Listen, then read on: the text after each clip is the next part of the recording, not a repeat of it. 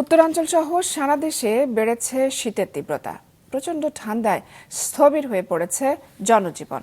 শীতজনিত রোগে আক্রান্ত হয়ে হাসপাতালে বেড়েছে রোগীর চাপ। আজ দেশের সর্বনিম্ন তাপমাত্রা রেকর্ড করা হয়েছে যশোরে 8.8 ডিগ্রি সেলসিয়াস।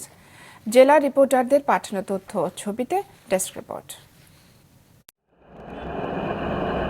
মৃদু শৈত্যপ্রবাহ বয়ে যাচ্ছে যশোর জেলায়। ঘন কুয়াশার কারণে সকালে অনেকটা সময় ধরে দেখা মিলছে না সূর্যের। 10:30টার দিকে সূর্য উঁকি দিলেও মেঘের কারণে ছিল না রোদের উত্তাপ। আমরা মুরব্বী মানুষ, এই শীতে আমরা কুলোতেই পারি না। আমার মনে হচ্ছে যশোরের সবচেয়ে বেশি গাড় ঘুরেছে এবার। চুয়াডাঙ্গায় তাপমাত্রার পারদ উঠছে না। আজ জেলায় সর্বনিম্ন তাপমাত্রা রেকর্ড করা হয় 10.6 ডিগ্রি সেলসিয়াস।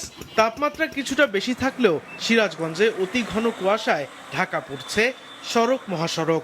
ঘন কুয়াশায় দৃষ্টিসীমা কমে যাওয়ায় যানবাহনগুলোকে হেডলাইট জ্বালিয়ে চলাচল করতে হচ্ছে। এছাড়া শীতজনিত রোগে আক্রান্ত হয়ে হাসপাতালে ভর্তি হচ্ছেন বিভিন্ন বয়সী মানুষ। সকাল থেকে প্রচুর শীত, আবার সন্ধ্যার পরও এত পরিমাণ শীত লাগছে, তাতে মানুষ খুব দিশাহারা। সকাল হলে কুয়াশা, প্রচুর পরিমাণে কুয়াশা পড়ে, তো এর জন্য মনে করেন রাস্তায় লোকজন একটু কম বের হয়, যার ফলে আগের মতো আর কাজ কাম হয় না। বাবু ওইরকম ঠান্ডা কাশি হাঁপড় টানে।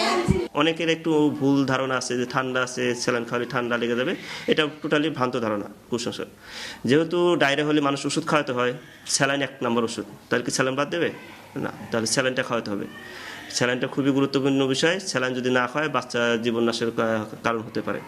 প্রায় একই পরিস্থিতি দিনাজপুরের হিলিসহ বিভিন্ন উপজেলায়।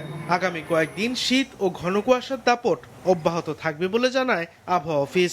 শীতে কুয়াশাতে আচ্ছন্ন হয়ে গেছে, উঠা চলা ফেরা করা আমাদের জন্য খুবই দুর্বিষহ হয়ে দাঁড়াইছে। যাত্রী মাত্রী তো ঠান্ডা তো উঠতেছেই না, কিভাবে চলাচল করি। আগামী কয়েকদিন তাপমাত্রা প্রায় অপরিবর্তিত থাকতে পারে, অর্থাৎ চলমান এই পরিস্থিতি আর কয়েকদিন অব্যাহত থাকতে পারে। তবে জানুয়ারিতে গিয়ে শীতের মাত্রা আরো বৃদ্ধি পাওয়ার যথেষ্ট সম্ভাবনা রয়েছে। এদিকে কুড়িগ্রাম, লালমনিরহাট, গাইবান্ধা, ঠাকুরগাঁও ছাড়াও শেরপুর ও পটুয়াখালীতেও শীতজনিত নানা রোগে আক্রান্ত হচ্ছে মানুষ। এদিকে আগামী 5 দিন সারা দেশে মাঝারি থেকে ঘন কুয়াশা অব্যাহত থাকবে বলে জানিয়েছে আবহাওয়া অধিদপ্তর।